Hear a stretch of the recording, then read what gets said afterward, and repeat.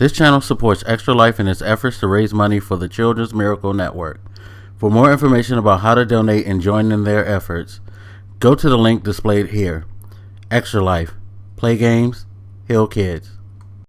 What up, everybody? It's your boy Black Megas and Fantasy Football recap for Week 10. Crazy week, as you can see by my game score. It was a fucking woo. It was a close one. I was sitting there like, oh my god, what? I'm going to lose this. I thought I was going to get sniped.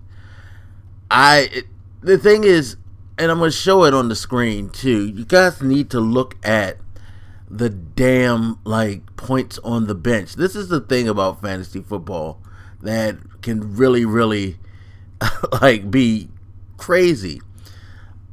For the last few weeks, everybody's been telling me, you need to dump Alfred Morris. He's not going to do you any good. He's a bum, blah, blah, blah. And I'm like, nope. At worst, I'm going to keep him because there's going to be a week where something's going to click and the Redskins are going to wake up and they're going to try to run the ball. And sure enough, it was the week that I put him on the bench and didn't try to hold out for hope. Now, mind you, last week, D'Angelo Williams did go off. This week, he had subpar game because Ben Roethlisberger went nuclear. Ben Roethlisberger came off the bench and just went insane. And they didn't even need to run the ball at all against the Browns. I mean, I was hoping that he would get a lot more garbage time. I mean, he was only at 2 points in the last few minutes of the fourth quarter, so he did get some points for me. But look at Alfred Morris. Alfred Morris had a great day because they ran the ball. See what happens, Redskins, when you run the ball? But that's for another video. I mean, Joe Flacco, he had a cool game, I guess. Thank God Aaron Rodgers decided to pick it up a bit in the second half because he was looking atrocious. Totally atrocious. And, that with just surprisingly the performance of the Seattle defense, even though they gave up 37 points, they had, generated a bunch of turnovers to kind of outweigh things. So, crazy.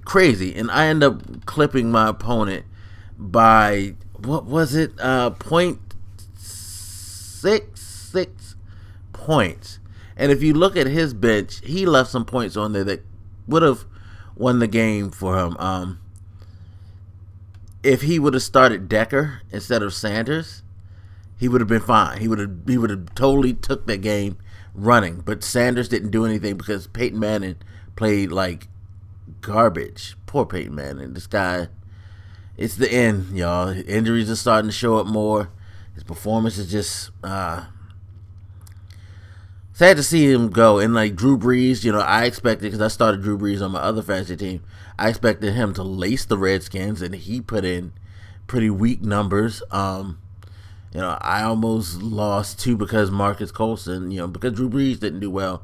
Marcus Colston didn't do well. It was crazy. It was fucking bananas. But just really quick going over the scores for the league. So I won my game. That makes this damn thing really this is really good, people. So let me go over the scores first and then I'll talk about the league. So Houday came through with the win. Savages, they're still on the roll. They now have the sole lead in the Alpha division because Death Race of Fajita took another L, and then Famous Stars just destroyed Too Much Greatness, which was crazy. And I feel bad because Blasphemies is still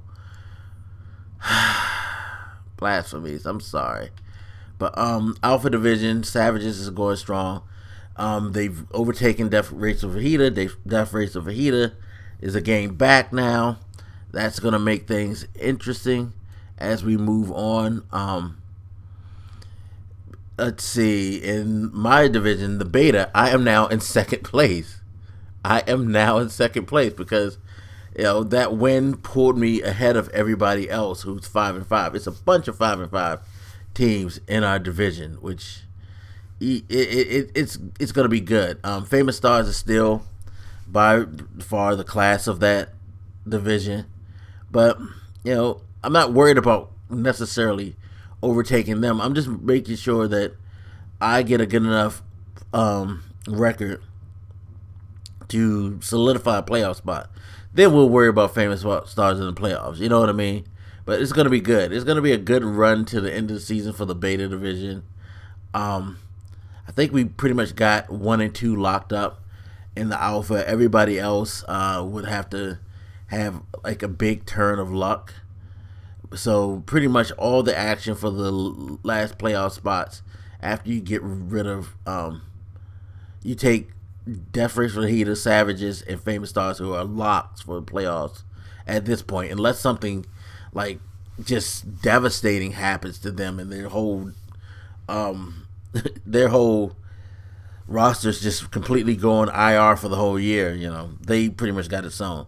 But the rest of us are making that push. We're making that push for that spot. If the playoffs were to start at the moment, Famous Stars would have the bye, and so would Savages. Death Race of Fajita would play the Ill Wills, and I would play Houday. So, I set the playoffs. I realized I set the playoffs to where it would only be the best records that would make it in.